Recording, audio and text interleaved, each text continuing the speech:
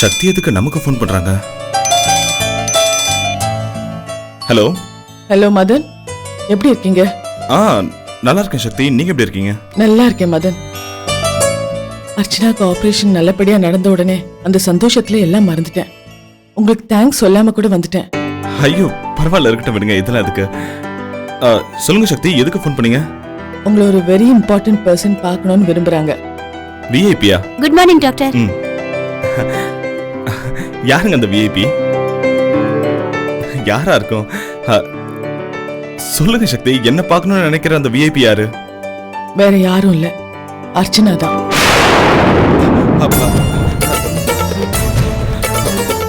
என்ன சக்தி சொல்றீங்க? அர்ச்சனாவா? உங்களை பார்க்கணும்னு ரொம்ப ஆசைப்படுறா. அர்ச்சனாவை நான் எதுக்கு பார்க்கணும்? அவங்கள பார்க்க வேண்டிய அவசியம் என்ன இருக்கு? இல்ல மதன், எல்லா விஷயத்தையும் நான் அர்ச்சனா கிட்ட சொல்லிட்டேன். இந்த ஆபரேஷன் பண்ணதே நீங்க தான் ரொம்ப கேர் எடுத்து சக்சஸ்ஃபுல்லா ஆபரேஷனை முடிச்சிருக்கீங்கன்னு சொல்லிருக்கேன். ஐயோ சக்தி, ஏன் சக்தி சொன்னீங்க? நான் தான் சொல்ல வேண்டாம்னு சொன்னல. இப்ப நீங்க எனக்கு தர்ம சங்கடமான சூழ்நிலையை ஏற்படுத்திட்டீங்க. எனக்கு ஆபரேஷன் பண்ண டாக்டர் யாருன்னு கேட்டா பார்க்கணும்னு சொன்னா. என்னால எப்படி சொல்லாம இருக்க முடியும்? அப்படியே சொல்லலைனாலும் அவ IAS எப்படியும் கண்டுபிடிக்க தான் போறா. நல்ல விஷயம் தானே பண்ணிருக்கீங்க, அதையே மூடி மறைக்கணும்? எந்த நல்ல விஷயம் பண்ணாலும் ஊர் அறிய பண்ணதுதான் நல்லது. எங்க இப்படி இக்கட்டான சூழ்நிலை எப்படி அவங்க முகத்துல முழிப்ப? சக்தி, சாரி சக்தி, என்னால முடியாத சக்தி. மதன், நீங்க வரலனா உடனே அர்ச்சனா அங்க வந்துருவா. பரவாயில்லையா? ஐயோ எங்க அவங்க ஹார்ட் ஆபரேஷன் பண்ணவங்க ரொம்ப ஸ்ட்ரெயின் பண்ண கூடாதுங்க. சரி நானே வரேன். ஆனா ஒரு விஷயம் சக்தி, இங்க பாருங்க, நான் வந்து அர்ச்சனாவை பாக்குறது வேற யாருக்குமே தெரியக்கூடாது. முதல்ல நீங்க வாங்க, அர்ச்சனா வந்து பாத்துட்டு போங்க, அப்புறமா அதை பத்தி பேசிக்க. இங்க பாருங்க, நான் வர்றது குறிப்பா பூமிகாவுக்கு தெரியக்கூடாது. முதல்ல வந்து அர்ச்சனாவை பாருங்க, அதெல்லாம் அர்ச்சனா முடிவு பண்ணுவா. சக்தி இங்க பாருங்க. ஐயோ சக்தி, சக்தி இப்படி ஒரு தர்ம சங்கடத்தை ஏற்படுத்திட்டாங்களே. காலம் பூரா பரம எதிரி மாதிரி பாத்துக்கிட்டு இருந்த அர்ச்சனா முகத்துல இப்ப நான் எப்படி போய் முடிக்கிறது? இப்ப என்ன பண்றது?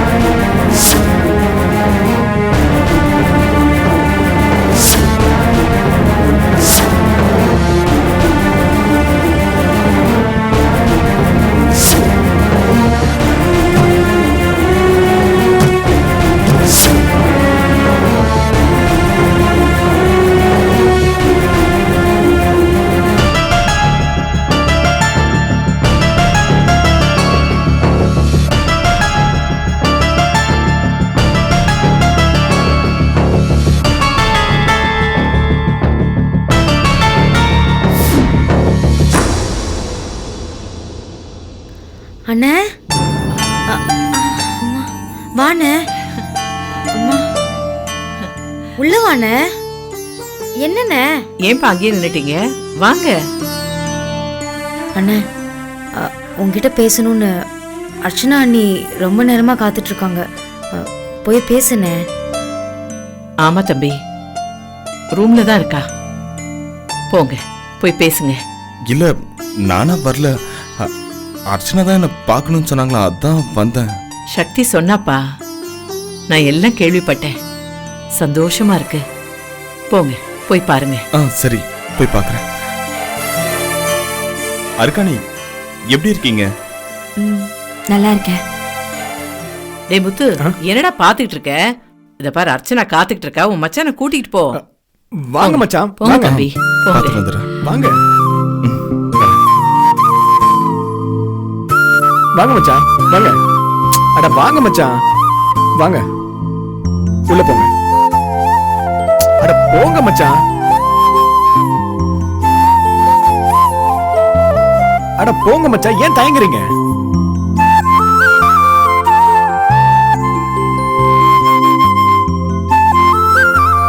குடி அர்ச்சனா. அடடே வாங்க வாங்க மதன், வாங்க உள்ள வாங்க. உள்ள வாங்க. இல்ல பரவாயில்ல இருக்கட்டும். ஐயோ என்னங்க நீங்க, வாங்க உட்காருங்க. ஐயோ இல்ல பரவாயில்ல, கூப்பிட்டாங்க. அட என்னங்க நீங்க, வாங்க வாங்க உட்காருங்க.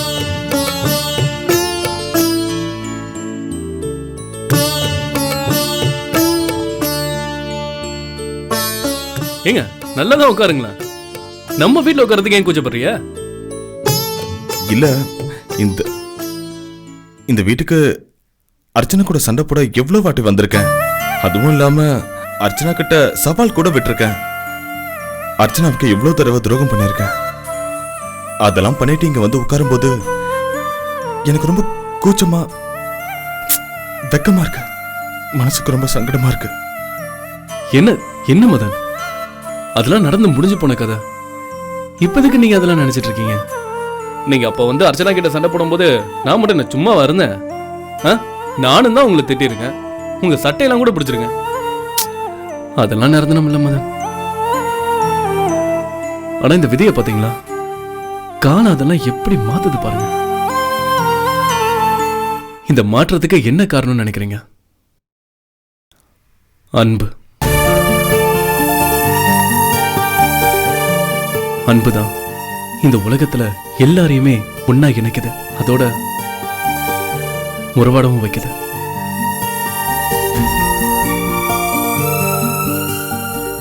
இப்ப அதெல்லாம் நினைச்சா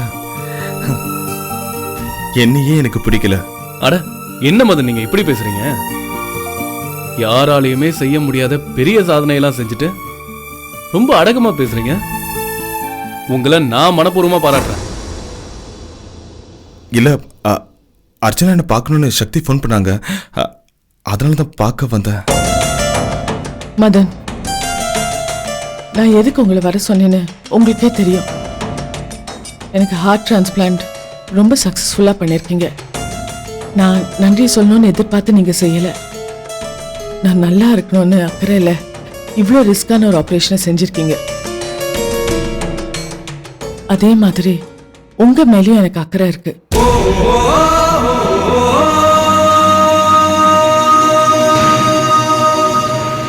அதை பத்தி பேசதான் உங்களை வர சொன்னேன். சொல்லுங்க அர்ச்சனா, நான் என்ன செய்யணும்? இவ்வளோ தூரம் நல்லவரா மாறி எல்லாரும் நல்லா இருக்கணும்னு நினைக்கிற நீங்க ஏன் பூமிகாக்கு மட்டும் கஷ்டத்தை கொடுக்குறீங்க?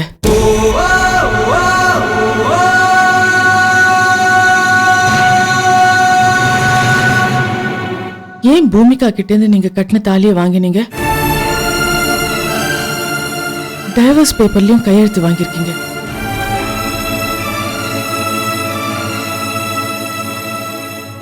அவளை உங்க மனைவியா ஏன் ஏத்துக்க மாட்டேன்றீங்க? எப்ப பார்த்தாலும் ஏன் அவளை வெறுக்கிற மாதிரி நடக்கிறீங்க? பூமிகா எவ்வளவு நல்லவன்னு நான் சொல்லிதான் உங்களுக்கு தெரியணுமா? அவ இன்னைக்கு வரைக்கும் மதன் மச்சான் மதன் மச்சான்னு உங்க மேல உயிரா இருக்கா. அவளை ஏன் நீங்க வெறுக்கிறீங்க? மத்தவங்களுக்கெல்லாம் சந்தோஷத்தை கொடுக்கணும்னு நினைக்கிற நீங்க பூமிகாக்கு மட்டும் ஏன் வேதனையை கொடுக்குறீங்க?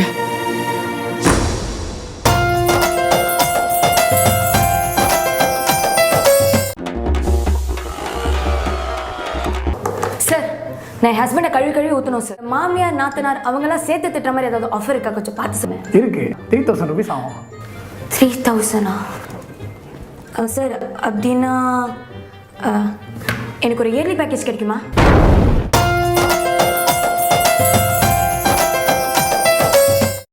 நீங்க தான் இவ்ளோ மாறிட்டீங்களே, ஆனா பூமிகா விஷயத்துல மட்டும் ஏன் அப்படியே இருக்கீங்க?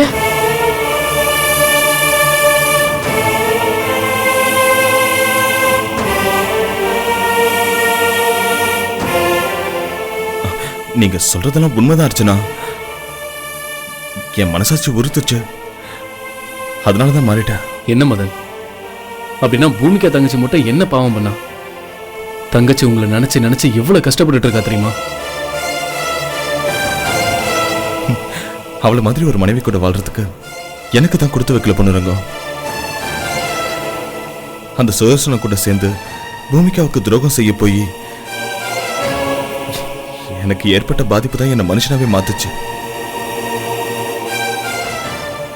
அதனாலதான் நான் வாழப்போற கொஞ்ச நாள்ல மனுஷனா வாழணும்னு முடிவெடுத்துட்டேன்.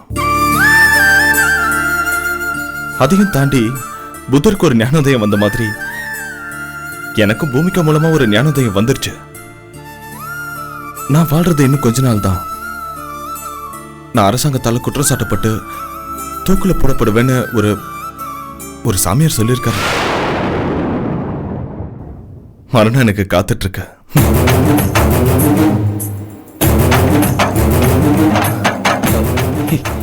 என்ன என்ன மதன் நீங்க ஒரு டாக்டர், விஞ்ஞான பூர்வமா யோசிக்கிறவரு. நீங்க மந்திரம், மாயம், சாமியாரு இதெல்லாம் நம்பலாமா? மருத்துவத்தால ஒரு உயிரை வேணா காப்பாத்தலாம், ஆனா விதியை வெல்ல முடியுமா பொண்ணுரங்கம்? மருத்துவம் வேற, விதி வேற. சரி, அப்படியே நீங்க சொல்ற மாதிரி இருந்தாலும் இருக்கிற வரைக்கும் பூமிகாவோட சந்தோஷமா இருந்துட்டு போலாமே. பூமிகாவோட வாழ உங்களுக்கு என்ன தடை இருக்கு? அந்த சாமியார் சொன்ன மாதிரி நான் இறந்துட்டா பூமிகா தனி மரம் ஆயிடுவா. அவ அப்படி வாழ நான் விரும்பல அர்ச்சனா. நான் இருக்கும் போதே என் மேல அவளுக்கு வெறுப்பு ஏற்பட்டு அவ இன்னொரு கல்யாணம் பண்ணிக்கணும். என் மரணத்துக்கு பின்னாலேயும் அவ சந்தோஷமா வாழணும். என்னால அவ ரொம்ப கஷ்டப்பட்டுட்டா. அவ சுமங்கலியா கடைசி வரைக்கும் வாழணும்னு ஆசைப்படுறேன். இங்க பாருங்க மதன், நீங்க அப்படி சொல்லாதீங்க. உங்களுக்கு அப்படி ஒரு சம்பவம் நடந்தா என் தங்கச்சி பூமிகா அடுத்த நிமிஷமே உசுர விட்டுருவா. அதை ஞாபகத்துல வச்சுக்கோங்க, மறந்துடாதீங்க. மதன், நடக்காத ஒண்ணு நினைச்சு நீங்களா ஏன் வீணா கற்பனை பண்ணிக்கிறீங்க? ஒரு மனிதனுக்கு விதி எப்படி இருக்குமோ அப்படிதான் நடக்கும். சாமியார் சொன்னா உங்களை தூக்கில போட்டுடுவாங்களா? நல்லவரா மாறிட்ட நீங்க ஏன் இன்னும் தப்பு பண்ண போறீங்க? தப்பு பண்ணாத நிரபராதியான உங்களை நாங்க தூக்கில போட விட்டுடுவோமா? சட்டம் இருக்கு, கோர்ட் இருக்கு, வக்கீல் இருக்காங்க, நீதிபதி இருக்காங்க. இது எல்லாம் தாண்டி கடவுள் ஒருத்தர் இருக்காரு. நீங்க நிச்சயமா உயிரோட தான் இருப்பீங்க. பூமிகாவோட மாங்கல்ய பலத்துக்கு முன்னாடி யமன் கூட உங்களை எட்டி பார்க்க முடியாது. கண்டிப்பா நீங்க பூமிகா கூட சேர்ந்து வாழணும். அதான் என் ஆசை. எங்க எல்லாருடைய சந்தோஷமும் அதான். இல்ல அர்ச்சனா, நான் பூமிகாவுக்கு பண்ண துரோகம் கொஞ்சமா நெஞ்சமா? நான் ரொம்ப குற்ற உணர்ச்சியோட தான் வாழ்ந்துகிட்டு இருக்கேன் அர்ச்சனா. பூமிகாவோட நிழல நெருங்க கூட எனக்கு யோகியதை இல்ல. அவங்க மனைவின்னு சொல்லிக்க எனக்கு எந்த அருகதையும் இல்ல. வேண்டாம் அர்ச்சனா, அதை பத்திலாம் நம்ம பேச வேண்டாம், விட்டுருங்களேன். நீங்க ரொம்ப பலவீனமா பேசுறீங்க மதன். மத்தவங்களை சந்தோஷமா வச்சுக்கிறதா நினைச்சு சொந்த பொண்டாட்டிய சோதனை பண்ணறது சரியா படல. ஆரம்பத்துல இருந்து பூமிகாவும் நீங்களும் சேர்ந்து சந்தோஷமா வாழணும்னு நான் எவ்வளவோ போராடி இருக்கேன். என் ஆசையும் கனவும் அதான். மதன், ப்ளீஸ் கொஞ்ச நாள் டைம் எடுத்துக்கங்க. ஒரு வாரம் கழிச்சு நம்ம மீட் பண்ணுவோம். அப்ப நான் உங்களை பூமிகா கூட சேர்ந்து தான் பார்க்கணும்.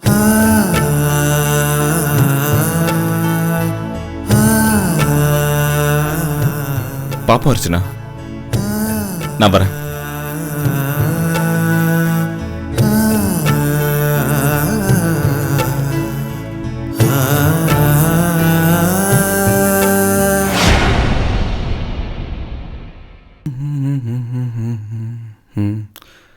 காஃபி எடுத்துக்கங்க. Thank you aunty.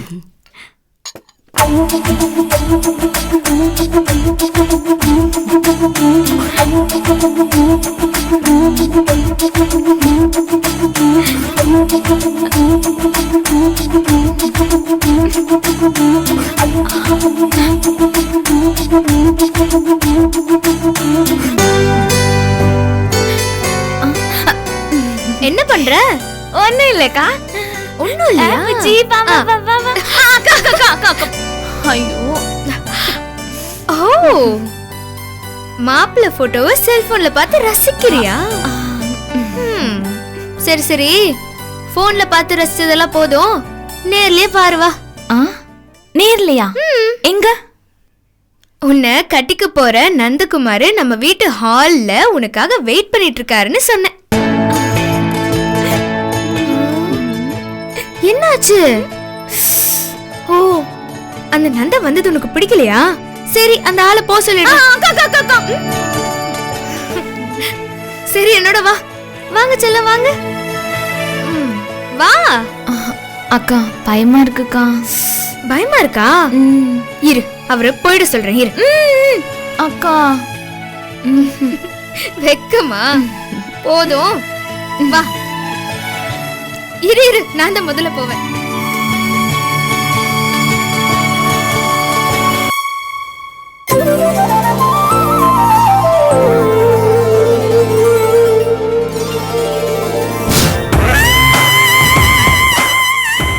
நீங்க செய்ய வேண்டியதெல்லாம் நடிக்க வேண்டியது மட்டும்தான். அந்த ஜோதிகாவை கூட்டிட்டு நீங்க ஊரெல்லாம் சுத்தணும்.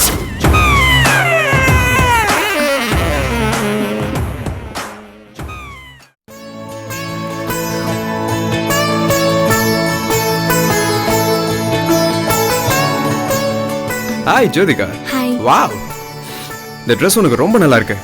அப்போ Dress தான் நல்லா இருக்கா? என் தங்கச்சி நல்லா இல்லையா? ஐயோ, நான் அப்படிலாம் சொல்லுங்க. இந்த Dressல அவங்க ரொம்ப அழகா இருக்காங்கன்றது தான் நான் கொஞ்சம் நாகரிகமா சொன்னேன். சோ சரி ஆண்டி, நான் வந்த விஷயத்த முதல்ல சொல்லிடுறேன். சொல்லுங்க. வித் யோர் பெர்மிஷன் நான் கொஞ்சம் ஜோதிகாவை அவுட்டிங் கூட்டிட்டு போலாமா? இல்ல, நம்ம குடும்பத்துல அந்த மாதிரிலாம் எதுவும் வழக்கம் இல்ல. இல்ல ஆண்டி, நாங்க சும்மா வெளில போயிட்டு ஜஸ்ட் ஒரு காஃபி சாப்பிட்டு அப்படியே மனம் விட்டு பேசிட்டு வரலாம்னு தான் கேட்குறேன். வேற ஒன்றும் இல்லை. அதை நீங்க வீட்லயே உட்காந்து பேசலாமே.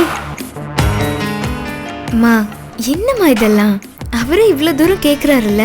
இந்த காலத்து பசங்க கல்யாணத்துக்கு முன்னாடியே 2 பேருமே ஒருத்தருக்கு ஒருத்தர் மனம் விட்டு பேசி 2 பேரும் புரிஞ்சுப்பாங்க. அதுக்கு என்னம்மா, போயிட்டு வரட்டும். சரி, பூமிகாமே சொன்னதுக்கு அப்புறமா நோ அப்ஜெக்ஷன். கூட்டிட்டு போயிட்டு வாங்க. Thanks aunty. ஜோ போலாமா? போயிட்டு வா. ஏய் எங்க போற? பேக் எடுக்க.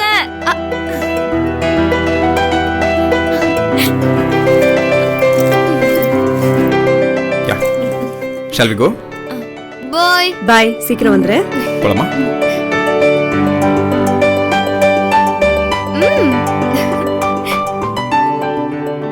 என்னம்மா யோசிச்சுட்டு இருக்கீங்க? ஜோதிகா இன்னும் ஒன்னும் சின்ன குழந்தை இல்ல. வாங்க நம்ம போய் காஃபி சாப்பிடலாம்.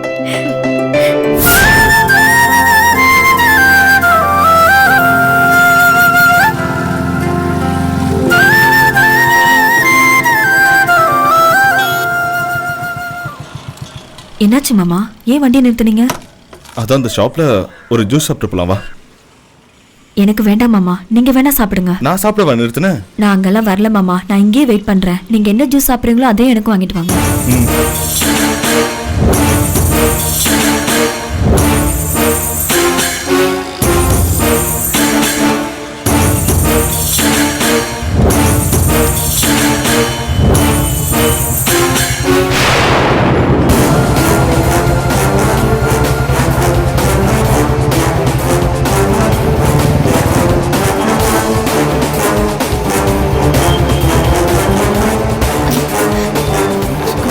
என்னாச்சு?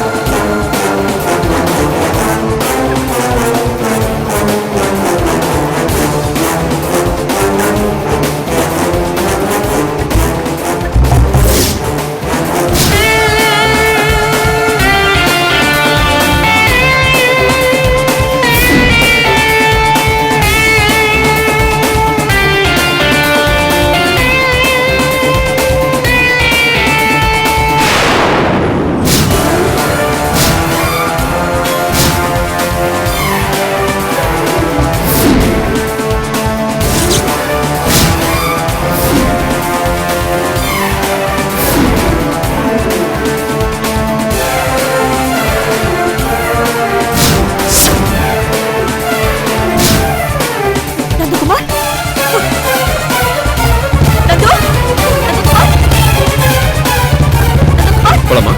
போலாம்.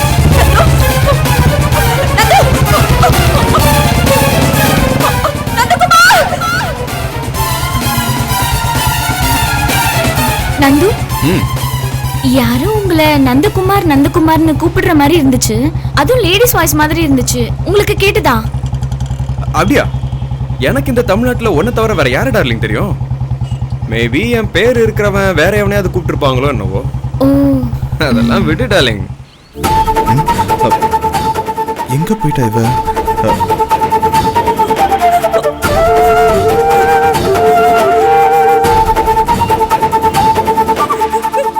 உன்னை அங்க தேடிக்கிட்டு இருக்க, நீ இங்க என்ன பண்ணிட்டு இருக்க? அம்மா நான் இப்ப அந்த நந்தகுமார பார்த்தேன் மாமா. இங்கயா? யாரோ ஒரு பொண்ணு வண்டியில உட்கார வச்சுட்டு போயிட்டு இருக்கான். நான் ஓடி போய் பிடிக்கிறதுக்குள்ள வண்டியில வேகமா போயிட்டா மாமா. நிஜமாவே நீ நந்தகுமார் தான் பாத்தியா? என்ன மாமா இப்படி கேக்குறீங்க? எனக்கு அவன அடையாளம் தெரியாதா? இல்ல ராதா, நீ நந்தகுமார் ஞாபகமாவே இருக்கியா? ஒருவேளை நீ வேற யாரையாவது பார்த்துட்டு சொல்றியோன்னு தான் கேட்டேன். இல்ல மாமா, சத்தியமா அது நந்தகுமார் தான். என் 2 கண்ணால பார்த்தேன் மாமா. அதுவும் ஒரு பொண்ணோட போறான். இப்ப எப்படி மாமா அவனை கண்டுபிடிக்கிறது? நீ ஒன்னும் கவலைப்படாத ராதா. தப்பு பண்ணவன் என்னைக்கு இருந்தாலும் மாட்டியே தான் திருவான். முதல்ல அவனை பத்தி எந்த தகவலும் தெரியாம இருந்துச்சு. அப்புறம் போட்டோ கிடைச்சது. இப்போ நீ நேர்லயே பாத்திருக்க. அடுத்தது அவன் கையும் களவுமா மாட்டுவான். நீ கவலைப்படாத, சரியா? அதை விடு, மாமா இருக்கல, அவன் எங்க இருந்தாலும் கண்டுபிடிக்கிறேன். சரி இந்தா, நீ முதல்ல ஜூஸ் குடி. அழாத, குடின்னு சொல்றல.